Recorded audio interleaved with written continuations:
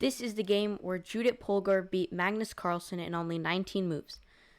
They played this at like a park in Madrid a year ago during the World Championship Arrest Day. So Judit Polgar is with white, Magnus Carlsen is with the black pieces. Judit starts out with e4. Magnus plays probably his most classic opening, the Sicilian defense with c5. Knight of 3, basically going for an open Sicilian. And Magnus goes e6, but most of the time he likes to go knight c6, which just basically will transpose to a main line, open Sicilian. But he chooses e6, not too bad. It's basically kind of preparing this d5 move. And then d4, this is all the main line. This eventually transposes to a Taimanov variation, mainline Taimanov. And now the most popular move is queen c7 by far. And even though it kind of looks like a weird move, it kind of allows for some play on the c-file and controls some dark squares. And it looks a bit scary because of the queen is being attacked and you probably just have to move back. But if you're a skilled time enough player, then you'll know that the queen is actually really protected here on c8, and it still has this entire diagonal to itself. Magnus, I think, kind of didn't like this threat of knight b5 and just plays a6, restricting here. And you notice that this a and e pawn just restrict all of the knight movement. Like, this knight can't move to the center, and these knights can't move to the b5 square, and nor can this bishop. And here Magnus plays queen c7, so it definitely shows that he was probably a bit scared of this knight b5 idea. Okay, and queen d2 with this bishop on e3 is a very popular setup. You can use it for the dragon Sicilian. You can use it for even the Pirk's defense. And just getting ready to long castle, it's a very popular setup. Knight f6, and instead of long castles, Judit plays f3, which is a very actually nice move, because it defends the center, but it's more than that. It kind of prepares this kind of queenside expansion, and it just nicely defends the center. Your middle is well protected. You have some g4, h4 ideas. Just prepares this move, really. But it's a very nice little move before castling. Now, Magnus is a bit passive here with bishop e7. I think what he should have done was probably b5, just expanding. And there's a very nice line here.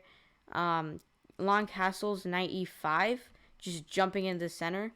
And then if you just do something not random, but like if you just like play like something like bishop e2, very fast things can get a bit wonky. You have some d5 ideas, bishop g7, b4. It's not unclear, and this knight can always go to the c4 square if it wants to. But of course that doesn't happen in the game. Bishop e7, it's a bit passive, but it's okay. Long castles, and now Magnus lashes out with b5, and he doesn't even castle straight away. He's probably just a bit scared of this queenside expansion. You know, I don't think he wants to get his king castled. Even though his king's in the center, it's pretty well protected. g4, we're expanding on the center now. And knight d4. Now, knight d4 is, I don't know if a lot of people will play it, because it looks like you're just simply giving up the knight. Like a trade that looks like it only helps white, because they got a nice, powerful bishop. And, I don't know. Why are you, like, putting white's bishop in the center? And you probably should just gone like bishop g7, you know? But I think the thing is, in some positions, this knight capture will allow this queen to get open, which can be a bit scary. So Magnus just avoids that and just takes right away. And then he plays bishop g7. And Judit plays e5. It's not the most accurate move, but it's very, very interesting. Because it just attacks a knight, but the thing is, it really just looks like it gives up a pawn after knight g4, because this pawn is pinned. But you can place, like, she probably should have played something like g5, knight h5, and there's a very nice line here with bishop e5. Just deflecting the queen off of guarding this d7 square, and then it's not mate, because the king can go to f8, and after queen b7, there's bishop takes g4 check, and it's a very tough position to play. But this doesn't happen, of course, and e5. And Magnus just goes for the bait. what he should have done is just move his knight into center b-com, because taking is not a good move, because then you take with the bishop, and, for example, now you're going to have some nice little play down the c-file, and it just doesn't look good. Bishops are coming in, pointing at the white king.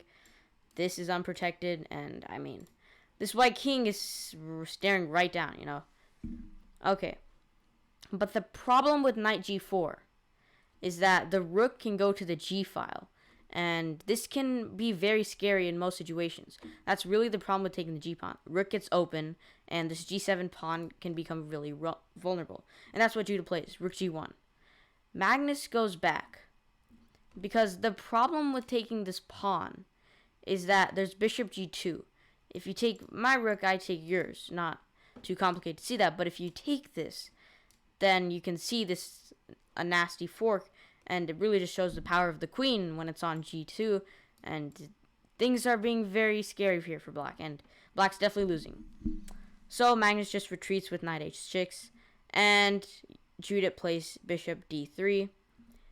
Magnus here plays bishop f8, and in the live video, this was recorded, Magnus said that he didn't really know what to do here, and he's not wrong, because you have to defend this g7 pawn from falling. It's unclear how to, because if you go here, you lose your knight. If you go king f8, it's weird, but you can probably just target this knight here. This knight's going to go back. So Magnus' best move was actually bishop f8, and Magnus looks completely right here. So, and now Judit plays bishop e4. Now, these bishops are basically having a staring contest, and Magnus blunders. Rook c8. You probably just saw the Eva Bauer shot right up, and you don't know why. But Magnus probably should just kept the tension. Move one square. b4, probably a very human move, I think, is very good, because if you just move the knight, then c-file. I think a lot of people probably would have played bishop, just b4, but it's blitz, so Magnus blunders with rook c8.